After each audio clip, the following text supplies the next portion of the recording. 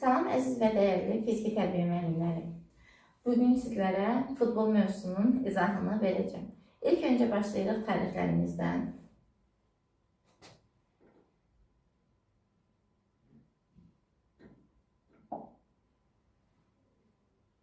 Futbolun tarixi bizə 1863-cü ildən bəri bəllidir. İngiltərədə yaradılmışdır. 1904-cü ildə isə FIFA yaradılır, yəni Beynəlxalq Futbol Federasiyası müəllimlər. 1954-cü ildə isə UEFA yaradılmışdır. Və FIFA dünya çempionatını təşkil edən qurum, UEFA isə Avropa çempionatını təşkil edən qurum sayılır müəllimlər.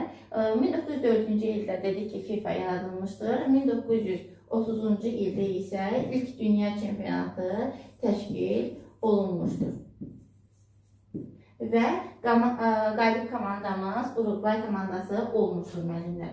1954-cü ildə dedik ki, UEFA təşkil olunmuşdur, yaradılmışdır və 1960-cı ildə ilk dəfə Avropa çempionatı UEFA tərəfindən təşkil edilmişdir müəllimlər. Və dedik ki, dünya çempionatında ilk qalib Uruguay komandası, Avropa çempionatında ilk qalib isə SSR komandası olmuşdur müəllimlər.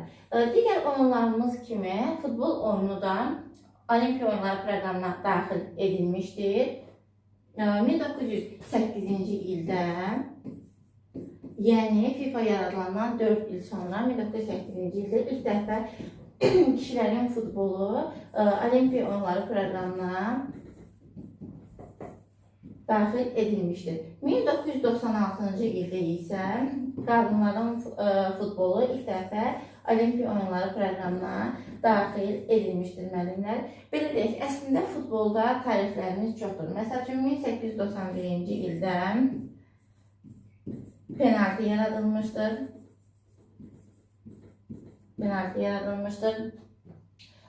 Daha sonra 1926-cı ildə küncdən zərbədən vurulan qollar qeydə alınmağa başlamışdır.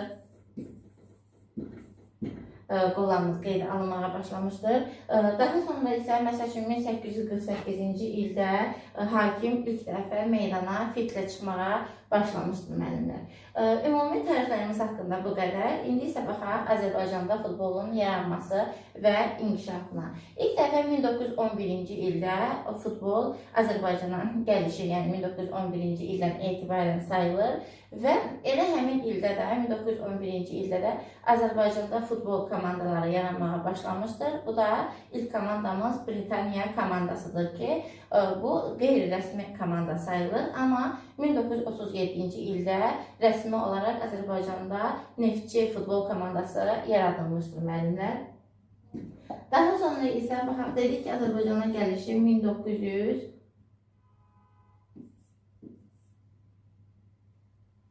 1911-ci ilə təsadüf edir. Daha sonra qeyd edək ki, müəllimlər, 1911-ci ildə elə Britaniya komandası yaradılmışdır. Və dedik ki, bu rəsmi komandamız sayılmır. 1937-ci ildə ilk rəsmi komandamız Neftçi komandası yaradılmışdır müəllimlər və Azərbaycanda AFFA-nın yaradılması isə, yəni Azərbaycan Futbol Federasiyasının yaradılması isə təsadüf edir 1992-ci illərə AFFA yaradıldı. Belə müəllimlər, daha sonra qeyd eləmək istəyirəm ki, futbolun 100 illiyinə həsr olunmuş əsrin başı keçirilmişdir. Futbolun yaranmasından 100 il sonra, yəni 1963-cü ildə. Bu da İngiltərə yığma komandası ilə dünya yığma komandası arasında olmuşdur bu futbol oyunu və qalib İngiltərə yığma komandası gəlmişdir müəllimlər. 2-1 hesabı ilə oyun nəticələnmişdir. Belə, daha sonra qeyd eləyək futbol meydançasının ölçülərinə baxırıq. Futbol meydançası gördüyünüz kimi düzbucaqlı şəkildə bir meydançada oynanılır futbol oyunumuz və meydançanı iki hissəyə ortadan düz xətt bölür. Meydançamızın mərkəzində isə radiusu 9,15 metr olan bir dairə yerləşir müəllimlər və mərkəzdən topu oyuna daxil edərkən biz əsasən bu dairədən istifadə edirik. Daha sonra qeyd edirik, gördüyünüz kimi hər tərəfdə bir qapımız mövcud olur. Oyunumuzun məqsədi də düzgün qaydalara uyğun olaraq topu qapıya daxil etməkdən ibarətdir müəllimlər. Qapımızın qarşısında isə qapıçı meydançası mövcud olur. Qapıçı meydançasının da ölçüləri 5,5-in 18,32 metrə bərabər olur müəllimlər. Və bu 5,5 gördüyünüz ölçü burada da eyni məsafədədir. 5,5 metr məsafə var. Burada da yəni qapıdan bu gördüyümüz qapıçı meydançasının xəttinə qədər olan məsafə də həmçinin 5,5-dir və buradakı məsafə də 5,15 metr sayılır müəllimlər.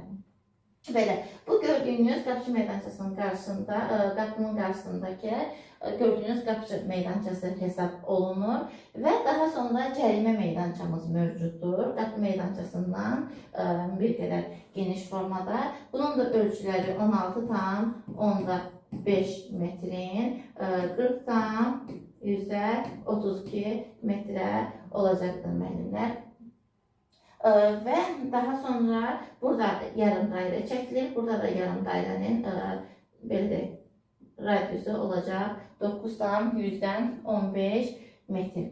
Bu formada və qapıçı meydançasının qarşısında bir nöqtə görürük. Burada qapıdan 11 metrlik məsafədə yerləşir və 11 metrlik cərimə zərbəsi zamanı top həmin nöqtənin üzərinə qoyulur və qapıya 11 metrlik penalti vurulur müəllimlər. Bu gördüyünüz nöqtədə ona görə işarələnmişdir. Bu qədər. Daha sonra meydançamızı qeyd elədik.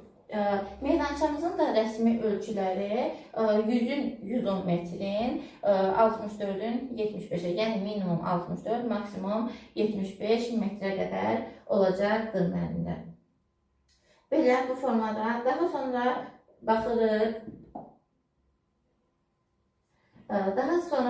Oyunumuzun hissələrinə. Oyunumuz neçə dəqiqə davam edir və neçə hissədən ibarətdir müəllimlər. Belə. Futbol oyunu 90 dəqiqə davam edən və 2 hissədən ibarət olan bir oyundur.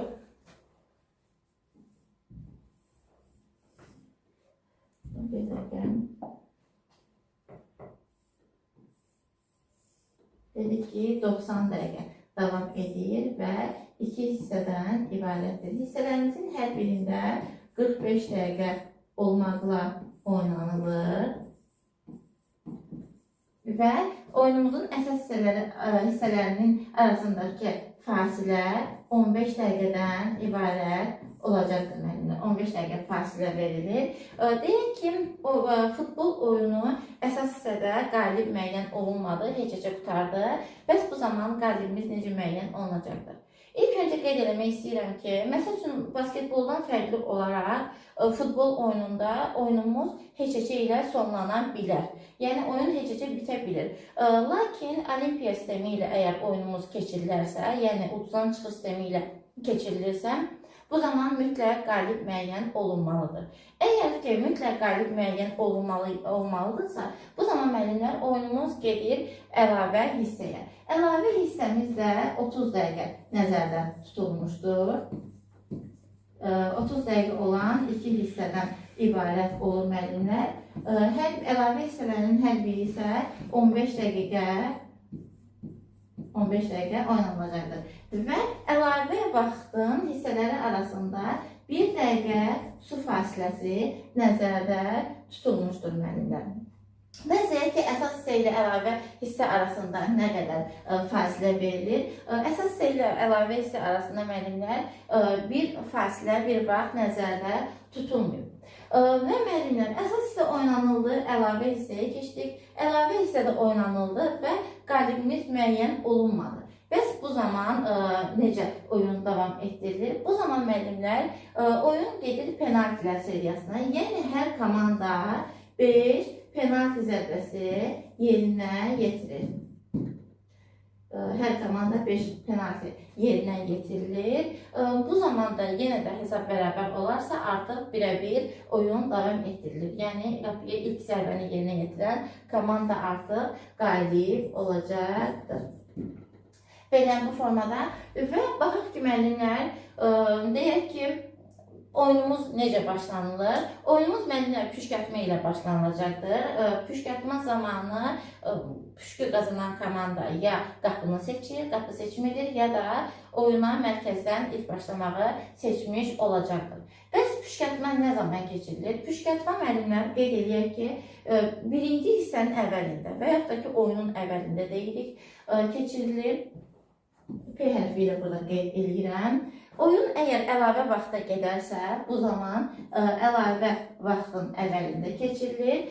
Bu zamanda qalib müəyyən olunmazsa və oyunumuz penaltilər seriyasına gedərsə, o zaman da müəllimlər püşkətmə keçirilir. Amma burada püşkətmamız 2 dəfə keçiriləcəkdir. Yəni, maksimum bir oyunda 4 dəfə püşkətmə keçirilə bilər müəllimlər. Dedik ki, penaltilər seriyasına gedərsə 2 püşkətmədən istifadə edilir. Bu zaman isə müəllimlər birindən birinci zərbəni kimin vuracağı seçilir. İkinci püşkətmədə isə hansı qapı olacağı seçilmiş olacaqdır müəllimlər. Belə bu formada bir də müəllimlər danışmaq istəyirəm əvəz etmələrdən. Futbol oyununda 5 əvəz etməyə icazə verilir, 5 əvəz etmədən istifadə edilir. Amma müəllimlər deyək ki, 3 dəfəyə 5 əvəz etmə icra edə bilərik. Bu da necə olur? Yəni, bir dəfədə biz 2 əvəz etmə edə bilərik və yaxud da ki, bir dəfədə 3 əvəz etmə edə bilərik. Ümumiyyətlə, bu 5 əvəz etməni 3 dəfədə istifadə edə bilərik müəllimlər. Və dedik ki, oyunumuzun əsas vaxtında bizə 5 əvəz etməyə icazə verilir müəllimlər. Bəs deyək ki, 5 əvəz etməni istifadə etdik. Bu zaman futbolçulardan biri belə deyək, xəsarət aldı, zədələndi. Bu zaman əlavə istisna əvəz etmə varmı futbol oyununda? Bəli müəllimlər, bu zaman elə olur ki, əgər beyin silkələnməsi baş verərsə, sırf beyin silkələnməsi baş verirsə, bir əlavə istisna əvəz etmədən istifadə edə bilərik biz. Amma bu aiddir sırf beyin silkələnməsinə. Yəni, başqa hallarda istisna əvəz etmə verilmir müəllimlər. Və qeyd eləyək ki, bəs deyək ki, oyunumuz əlavə vaxta keçdirsə, bu zaman necə olacaqdır? Bu zaman müəllimlər bizə bir əlavə vaxta bir əvəz etməyə icazə verilir. Deyək ki, oyunumuzun əsas vaxtında 5 əvəz etmə icazə verilmişdir. Bunlardan 4-ün istifadə elədik və yerdə qaldı bir əvəz etmə. Bu əvəz etməni biz əlavə vaxtda istifadə edə bilərikmi? Bəli müəllimlər, əgər bir əvəz etməmiz qalıbsa, bizə əlavə olaraq bir əvəz etmədə verilir əlavə vaxta görə. Artıq olacaq 2 əvəz etməmiz. Bu formada əvəz etmələrdən istifadə edə bilirik müəllimlər. Belə oyunumuzun hissəsi və əvəz etmələrimiz haqqında da bu qədər. Və qeyd eləyək ki, müəllimlər komanda heyəti haqqında. Futbol oyununda komanda heyəti 26 oyuncudan ibarətdir müəllimlər. Əsas heyətimiz olacaq 11 nəfər, yəni meydançada 11 nəfər oyuncu ilə bir komanda oynayır və belə deyək, əlavə isə ehtiyat oyuncularımızın sayı isə olacaqdır. Ehtiyat oyuncularımız minimum 3, maksimum 15 nəfər. Dedik ki, 26 oyuncumuz komandanın heyətində yer alacaqdır. Əsas 11 nəfər oyuncu, ehtiyat oyuncularımızın sayı isə minimum 3, maksimum 15 nəfər olacaqdır müəllimlər. Bəs deyək ki, oyunun əvvəlində bir komandanın əgər 11 nəfər oyuncusu yoxdursa, bu zaman oyun necə olur? 7 nəfər oyuncusu olarsa müəllimlər, 7 nəfər oyuncu ilə bir komanda oyuna çıxa bilər. Yəni 7 nəfər oyuncu ilə oyuna çıxmağa icazə verilir. Artıq 6 nəfər oyuncusu olarsa, müəllimlər həmin komandaya texniki məğlubiyyət verilir. Təbii ki, biz 7 nəfər oyuncunu belə deyək ki, qaydalara uyğun olaraq deyirik. Biz heç bir oyunda görməmişik ki, bir komanda 7 nəfər oyuncu ilə çıxış etsin. Hər zaman komandalar 11 nəfər oyuncu ilə görülür. Sadəcə 7 nəfər oyuncu ilə də çıxış etməyə icazə verilir müəllimlər. Bu zaman texniki məğlubiyyət verilmir. Bəs bir komandaya nə zaman texniki məğlubiyyət veriləcəkdir? Bir komandaya müəllimlər, əgər komandanın 6 nəfər oyuncusu qalarsa, bu zaman həmin komandaya texniki məğlubiyyət verilir 3-0 ilə. Belə, oyun ərzində isə müəllimlər, oyun ərzində də həmçinin eyni ilə burada gördüyünüz kimi 7 nəfər oyuncu ilə oyunu davam etdirə bilir, amma 6 nəfər oyuncusu qalırsa, texniki məğlubiyyət verilir həmin komandaya. Yəni ki, dedik ki, 11 nəfər əsas heyətimiz var. Yəni 5 əgər oyuncusu qırmızı kart alarsa, bu zaman komandaya texniki məğlubiyyət veriləcəkdir. Elə texniki məğlubiyyətdən danışmışkən kartları da qeyd eləyək müəllimlər. Futbol oyununda şifahi xəbərdarlıq, sarı kart və qırmızı kartımız mövcuddur. Dedik ki, şifahi xəbərdarlıq var və sarı kartımız var. Sarı kart isə müəllimlər artıq rəsmi xəbərdarlıq hesab olunur. İkinci sarı kart aldıqdan sonra oyuncuya qırmızı kart göstərilir. Və yaxud da ki, birbaşa da qırmızı kart göstərilə bilər.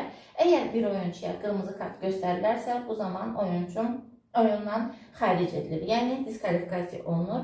Futbol oyununda belə bir qaydamız var ki, oyuncu əgər oyundan diskvalifikasiya olunursa, yəni qırmızı kart göstərilirsə, həmin oyuncunun yerinə əvəz edici oyuncu daxil ola bilmir. Yəni, komanda azlıqda oynayır. Deyək ki, 11 nəfər oyuncumuz var və bir nəfərimiz qırmızı kart aldısa, artıq həmin komanda 10 nəfər oyuncu ilə oyuna davam etdiriləcəkdir müəllimlər. Və qırmızı kart alan oyuncu bundan sonraki bir oyunluqda belə deyək, oyundan xaric edilir. Belə müəllimlər dedik ki, həmin oyuncunun yerinə əvəz edici oyuncu gələ bilmir. Buna icazə yoxdur müəllimlər. Buna görə də deyirik ki, bir komandanın 5 oyuncusu qırmızı kart alarsa, 5 qırmızı kart alarsa, artıq həmin komandaya texniki məğlubiyyət verilir. Biz belə bir sual qarşımıza çıxa bilər ki, iki komanda birlikdə maksimum neçə qırmızı kart ala bilər? İki komanda müəllimlər birlikdə maksimum 9 qırmızı kart ala bilər. Nəyə görə iki komanda birlikdə maksimum 9 qırmızı kart? Ona görə ki, 5 bir komanda ala bilir, 4-də bir komanda. 5 qırmızı kart alan komanda artıq texniki məğlubiyyət almış olacaqdır müəllimlər. Kartlarımız haqqında da bu qədər. Və müəllimlər, qeyd eləmək istəyirəm sizlər üçün mərkəzdən oyuna başlamağı. Mərkəzdən topun oyuna daxil etməyi müəllimlər. Baxırıq, burada meydançamızı görürük və top oyuna mərkəzdən bu formada buradan başlanılacaqdır müəllimlər. Topu oyuna mərkəzdən daxil edərkən hər komandanın iştirakçısı öz yarım meydançasında olmalıdır və rəqib bizdən, deyək ki, A komandası topu oyuna daxil edir. Bu zaman rəqib bizdən, yəni topu oyuna daxil edən oyuncudan 9,15 metr məsafədə olmalıdır müəllimlər. Və qeyd eləyək ki, mərkəzdən topu oyuna daxil edən zaman birbaşa vurulan qollar qeydə alınır.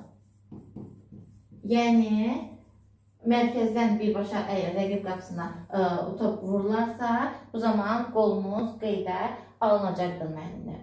Və daha sonra biz mərkəzdən topu oyuna biz nə vaxt daxil edirik, nə vaxt oyuna başlanılır? Mərkəzdən bir oyunun əvvəlində və yaxud da ki, hissələrin əvvəlində top oyuna başlanılır. Bir də hər qoldan sonra. Necə oldu? Hər hissənin əvvəli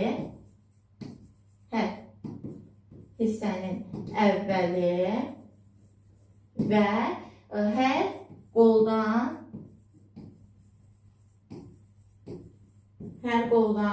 sonra mərkəzdən topu oyuna daxil edirik müəllimlər. Dedik ki, hər qoldan sonra, bəs hər qoldan sonra topu oyuna kim daxil edəcək? Topu oyuna müəllimlər qolu buraxan komanda daxil edəcəkdir. Hansı komanda ki, qapısından qol buraxıb, o komanda mərkəzdən topu oyuna daxil edəcəkdir müəllimlər. Mərkəzdən topu oyuna başlayarkən də ikinci toxunuşa icazə verilmir. Ümumiyyətlə deyək ki, müəllimlər, standart vəziyyətlərimiz var. Standart vəziyyətlərimiz də bunlardır ki, 11 metrlik cərimə zərbəsi, sərbəst zərbə, daha sonra küncdən zərbə, qapıdan zərbə, mərkəzdən topun oyuna daxil edilməsi bu standart vəziyyətlərimizdir. Və standart vəziyyətlər zamanı ikinci toxunuşa müəllimlər icazə verilmir. Əgər ikinci toxunuş olarsa, bu zaman oyun sərbəst zərbə ilə bərpa edilir müəllimlər. Deyək ki, ikinci toxunuşumuz ayaqla yox, əllə oldu. Artıq əllə olubsa, bu zaman cərimə zərbəsi təyin ediləcəkdir müəllimlər. Bəs ikinci toxunuş dedik. İkinci toxunuş nədir, nə deməkdir? İkinci toxunuş o deməkdir ki, məsəl üçün mərkəzdən topu oyuna daxil edərkən oyuncu bir topa toxunur, top deyək ki, biraz irəli gəlir və yenidən özü gəlib topa toxunur. İkinci dəfə başqa heç kimə toxunmadan topa ikinci dəfə özü toxunmuş olur. Bu zaman artıq bu ikinci toxunuş hesab olunur. İkili toxunuş zamanında dedik ki, oyunumuz sərbəst zərbə ilə bərpa edilir. Yəni, rəqibə sərbəst zərbə veriləcəkdir müəllimlər. Mərkəzdən topun oyuna daxil edilməsi haqqında da bu qədər. Daha sonra keçirik qapıdan zərbə. Qapıdan zərbə hansı hallarda təyin edilir? Qapıdan zərbə müəllimlər o hallarda təyin edilir ki, hücum edən komandanın hər hansısa bir oyuncusuna top toxunub, qapı xəttini yerlə və yaxud da hava ilə tam keçərsə, qol olmazsa, bu zaman qapıdan zərbə təyin ediləcəkdir.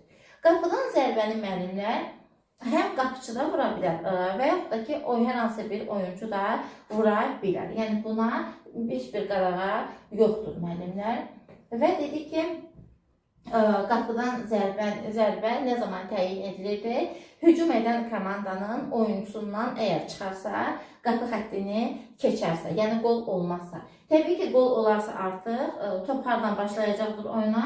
Artıq mərkəzdən topu oyuna daxil edəcəyik müəllimlər. Qapıdan zərbəmiz də bu formada olur və dedik ki, ikinci toxunuşa da icazə verilmir. Top da hərəkətsiz vəziyyətdə olmalıdır. Və qapıdan vurulan birbaşa qollar da, qapıdan zərbə zamanı vurulan, rəqib qapısına vurulan birbaşa qollar da qeydə alınacaqdır. Necə? Yəni, bu qapıdan digər qapıya əgər birbaşa qol vurularsa, bu qollar da qeydə alınır müəllimlər. Qollar sayılacaqdır. Və daha sonra keçirik biz topun yan xəttdən oyuna daxil edilməsi. Yan xəttdən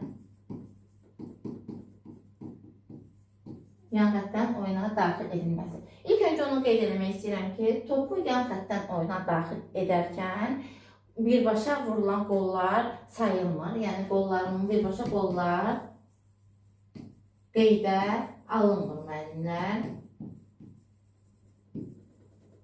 Və yan xəttdən top nə zaman oyuna daxil edilir, nə zaman yan xəttdən zərbə təyin edilir? O zaman təyin edilir ki, müəllimlər, top, belə deyək, meydançanı məhdudlaşdıran xətləri əgər tərk edərsə, yan xətlərin hər hansı birindən çıxarsa, bu zaman top oyuna yan xəttdən daxil edilir. Məsəl üçün, top A komandasından çıxdısa, artıq topu oyuna B komandası daxil edəcəkdir müəllimlər və yaxud da əksinə. Bəs yan xəttdən top oyuna necə daxil edilir? Yan xəttin, belə deyək, xətlərin arxasında dayanmaqla və hər iki əl baş üzərində olmaqla əl vasitəsilə top oyuna daxil ediləcəkdir. Bir də dedik ki, qollar, birbaşa vurulan qollar qeydə alınmır. Bəs yan xəttdən zərbə zamanı rəqib harada olmalıdır, neçə metr məsafədə olmalıdır? Rəqib bu zaman müəllimlər mütləq şəkildə 2 metr məsafəni gözləməlidir. 2 metr məsafədə olmalıdır. Belə və qollarımız qeydə alınmayacaq. Bir də ikinci toxunuşlara da burada icazə verilmir. Digər standart vəziyyətlərdə olduğu kimi ikinci toxunuş olarsa, bu zaman sərbə təyin ediləcəkdir müəllimlər. Və daha sonra qeyd edirik biz nəyi?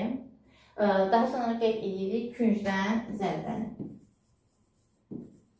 Baxaq ki, küncdən zərbə bəs nə zaman təyin ediləcəkdir? Biz qapıdan zərbəni qeyd etdiyimiz zaman vurğuladıq ki, qapıdan zərbə o zaman təyin edilir ki, top hücum edən komandanın oyuncularından əgər son olaraq çıxarsa və qapı xəttini yerlə və yaxud da hava ilə keçərsə, qol olmazsa, bu zaman qapıdan zərbə təyin edilir. Küncdən zərbə isə müəllimlər artıq müdafiə olunan komandanın oyuncularından yox, üzr istəyirəm, hücum edən komandanın oyuncularından yox, müdafiə olunan komandanın oyuncularına toxunub qapı xəttini yerlə və yaxud da hava ilə tərk edərsə, bu zaman küncdən zərbə təyin edilir. Nə dedik? Burada dedik ki, müdafiə olunan komandanın oyuncularından əgər çıxırsa, qol olmursa, bu zaman küncdən zərbə təyin ediləcəkdir. Küncdən zərbə bu gördüyümüz xətlərimiz ki var. Burada bu künc qövsünün içərisindən top qoyulur və buradan oyuna daxil edilir müəllimlər. Küncdən zərbəni yerinə yetirən zaman rəqib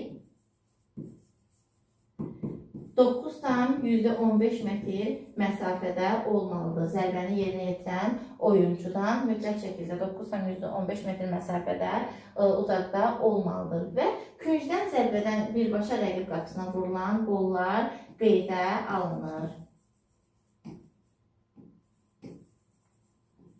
Qollarımız qeydə alınacaqdır. Bir də biz müəllimlərin illərdən danışarkən də dedik ki, 1872-ci ildə ilk dəfə küncdən zərbə belə deyək, yaradılmışdır, oyunumuza daxil edilmişdir və 1926-cı ildə isə küncdən zərbədən vurulan qollar qeydə alınmışdır müəllimlər. Belə küncdən zərbəmiz haqqında da bu qədər və künc qövsünün radiusu da 1 metr olacaqdır müəllimlər. Daha sonra qeyd edirik sərbəst zərbəni. Bəs sərbəst zərbə nədir? Nə zaman təyin olunur müəllimlər?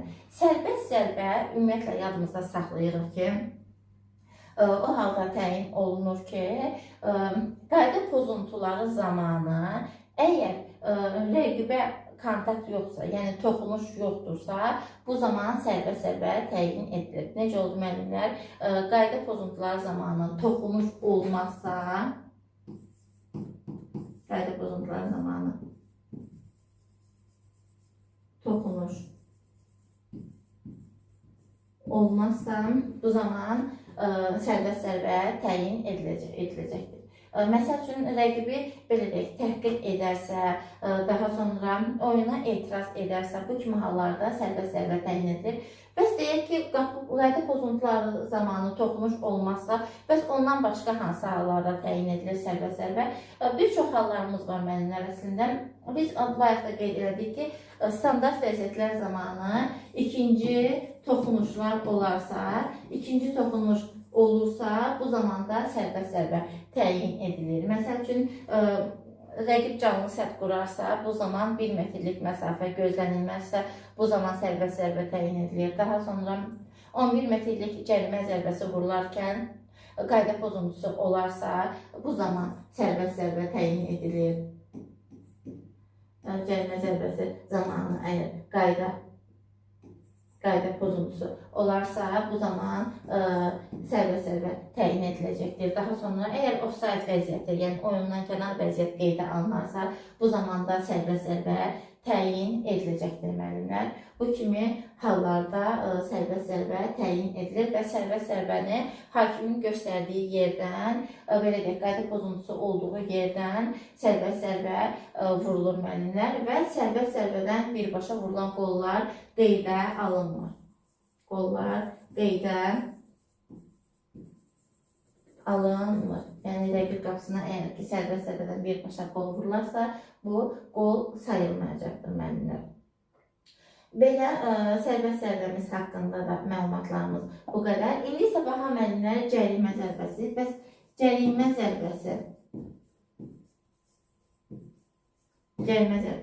nədir, nə deməkdir, nə zaman təyin olunur? Cərimə zərbəsi, biz sərbəst zərbədə müəllimlər dedik ki, sərbəst zərbə zamanı, sərbəst zərbə nə vaxt təyin edilir? O vaxt təyin edilir ki, qayda pozuntuları zamanı əgər toxunuş olmazsa bu zaman təyin edilir.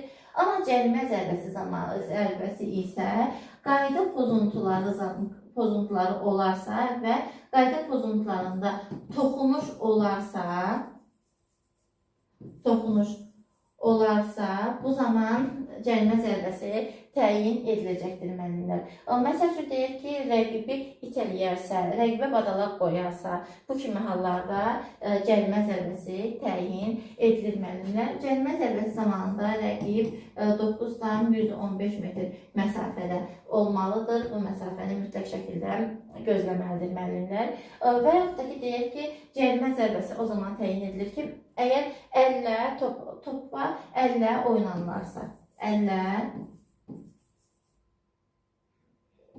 oynanırlarsa, bu zamanda cərimə zərbəsi təyin edilir müəllimlər.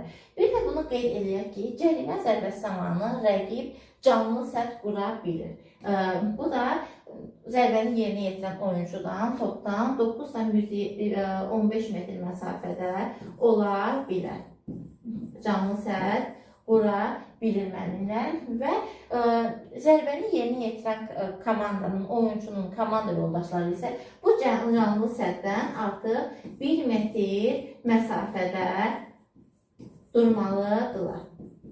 Mütləq şəkildə 1 metr məsafə gözlənilməlidir bu canlı sətdən. Əgər deyək ki, 1 metr məsafə qaydası pozularsa, gözlənilməzsə, bu zaman artıq sərbəst zərbə təyin ediləcəkdir. 1 metr məsafə gözlənilmədiyinə görə müəllimlər və cərimə zərbəsindən də rəqib qapısına vurulan birbaşa qollar qeydə alınır. Qollarımız sayılacaqdır müəllimlər. Belə, cərimə zərbəsi haqqında da məlumatımız bu qədər. Və indi isə keçirik 11 metrlik cərimə zərbəsi, penalti haqqında məlumat verməyə.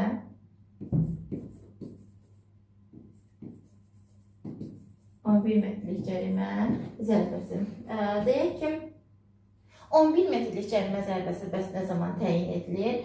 Biz qeyd elədik ki, meydançanın ölçülərini qeyd edərkən dedik ki, burada qapıdan 11 metrlik məsafədə bir nöqtə qeyd olunur və 11 metrlik cərimə zərbəsi zamanı top həmin nöqtənin üzərinə qoyulur və qapıya vurulur. Ümumiyyətlə, onu deyək ki, müəllimlər, 11 metrlik cərimə zərbəsi zamanı top birbaşa qapıya vurula da bilər və yaxud da ki, ötürmə də edilə bilər. Yəni, buna bir qadağa yoxdur müəllimlər. 11 metrlik cərimə zərbəsi zamanı hər iki komandanın oyuncuları, ümumiyyətlə hər iki komanda 9,15 metrlik məsafəni gözləməlidir. Yəni, topdan 9,15 metrlik məsafədə durmalıdırlar müəllimlər. Bu hər iki komandamıza aiddir və baxaq ki, 11 metrlik cərimə zərbəsi nə zaman təyin edilir?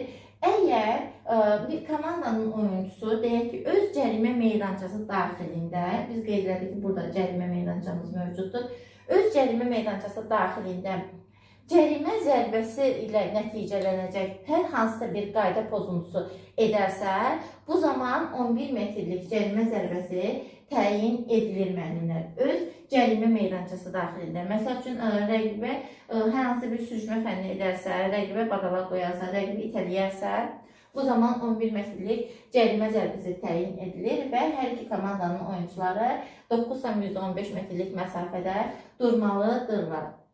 Belə dedik ki, həm ötürmə edə bilir, həm də birbaşa qapıya vura bilər. Bu zamanda qapıya birbaşa vurulan qollar qeydə alınır müəllimlər. Birbaşa vurulan qollar qeydə alınacaqdır. Belə. Daha sonra baxaq ki, 11 metrlik cərimə zərbəsi dabanla vurmağa icazə verilirmi? Bəli, müəllimlər. Topun irəli getməsi şərti ilə, dabanla da vurmağa icazə verilir, müəllimlər. Amma ki, 11 metrlik cərimə zərbəsini yerinə yetirən oyuncu aldadıcı manevr edə bilməz.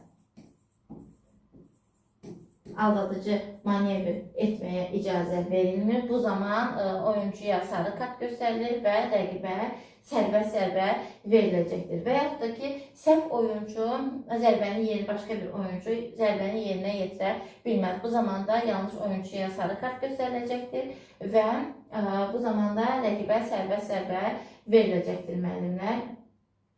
Belə, əgər ki, komandanın oyuncuları qarşılıqlı səhvlər edərsə, bu zaman artıq zərbə təkrar ediləcəkdir, müəllimlər.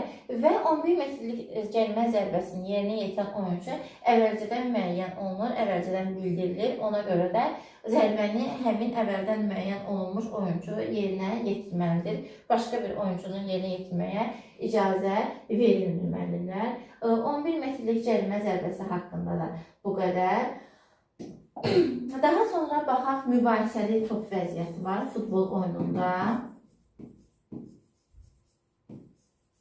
Mübahisəli top. Ümumiyyətlə, mübahisəli top nə deməkdir? Nə zaman mübahisəli top vəziyyəti qeydə alınır?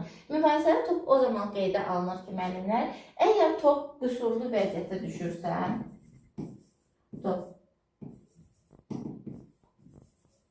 qüsurlu vəziyyətə düşərsə və yaxud da ki, top hakimə dəyib rəqib komandanın oyuncusuna keçərsə, top hakimə dəyib və rəqibə keçirsə, bu zamanda mübahisəli top vəziyyəti qeydə alınır və yaxud da ki, meydançaya kənar bir şəxs daxil olursa, oyundan hər hansı bir maneçilik törədirsə, bu zaman mübahisəli top vəziyyəti qeydə alınır və yaxud da ki, top hakimə deyil, rəqib komandanın qapısına daxil olarsa, bu hallarda mübahisəli top vəziyyətimiz qeydə alınacaqdır. Mübahisəli top vəziyyətində hər iki komandanın oyuncusu topdan 4 metr məsafədə olmalıdır. Yəni 4 metrlik məsafə mütləq şəkildə gözlənilməlidir. Və mübahisəli top zamanı birbaşa qapıya vurulan qollar qeydə alınmır.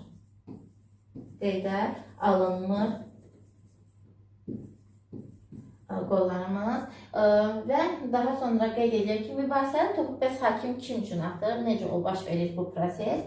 Mübahisəli topu müəllimlər hakim son olaraq top hansı komandada idisə, həmin komandanın oyuncusu üçün atacaqdır.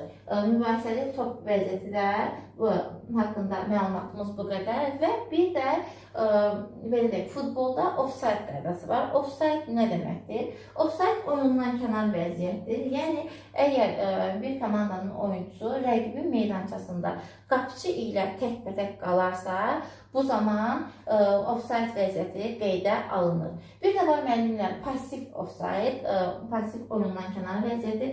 Yəni, əgər rəqibin qapıcı ilə meydançada təkbətək qalırsa və belə deyək, topa çıxmırsa, bu zaman artıq passiv offside vəziyyəti qeydə alınacaqdır müəllimlər. Oyundan kənar vəziyyət zamanında rəqibə sərbəst zərbə təyin olunur. Belə, daha sonra hakimlərimiz haqqında məlumat vermək istəyirəm. Futbol oyununda 4 hakim olur. Birincisi baş hakim, ikincisi köməkçi hakim, digərləri isə xətt hakimləri olur müəllimlər. Ümumiyyətlə, belə deyək, baş hakim hər şeyə baş hakim qərar verir.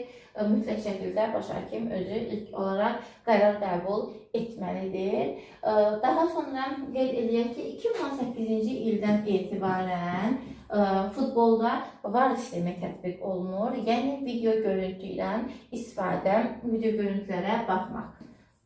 Bu da 2018-ci ildən etibarən istifadə olunur müəllimlər. Bu zaman 4 halımız var ki, bu zaman baş hakim qərar qəbul edir və vara müraciət edir. Bu hansı hallardır? Gəlin baxaq. Birincisi müəllimlər, qolun olub olmaması.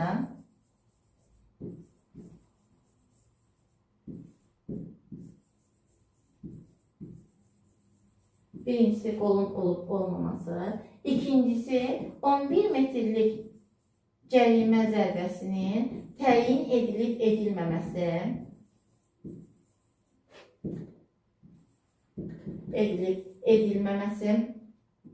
Üçüncüsü birbaşa qırmızı kart göstərilən zaman. Birbaşa qırmızı kart göstərilən zaman. Dördüncüsü isə bir komandanın yanlış oyuncusuna xəbərdarlıq etdikdə və yaxud da ki, oyundan qovulduqda komandanın yanlış oyuncusuna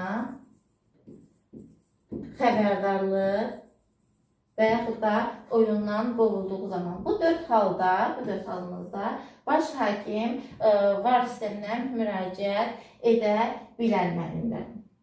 Hakimlərimiz haqqında da məlumatımız bu qədər və daha sonra sizlər üçün qeyd eləmək istəyirəm məsafələri. Biz dedik ki, futbol oyununda məsafələrimiz mövcuddur. 9-dan %15 metrlik məsafəmiz var. Bu hansı hallarda bu məsafədən istifadə edilir müəllimlər? Mərkəzdən topu oyuna daxil edərkən 9-15 metrlik məsafə gözlənilməlidir. Daha sonra cərimə zərbəsi zamanı, daha sonra sərbəst zərbə zamanı, küncdən zərbə zamanı. Bu hallarda 9-15 metrlik məsafə gözlənilir. Və bizdə var idi 4 metrlik məsafə. Bu məsafəni nə zaman gözləyirdik? Bu məsafəni hər iki komanda mübahisəli top vəziyyətində bu zaman 4 metrlik məsafəni gözləyirdi və 2 metrlik məsafəmiz var idi müəllimlər. 2 metrlik məsafə nə zaman gözlənilirdi? 2 metr isə topun yan xəttdən oyuna daxil edilməsi zamanı. Yan xəttdən top oyuna daxil edilərkən 2 metrlik məsafə gözlənilirdi və 1 metrlik məsafəmiz var idi. 1 metrlik məsafə isə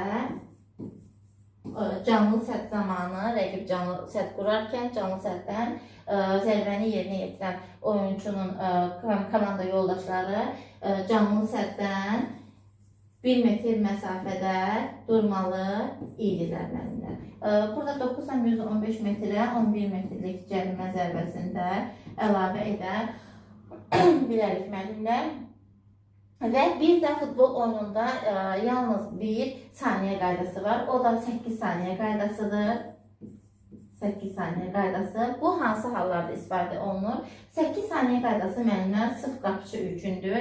Yəni qapıcı meydancası daxilində topu öz nəzarətində 8 saniyədən artıq saxlaya bilməz. Buna icazə verilmir. Bu da yeni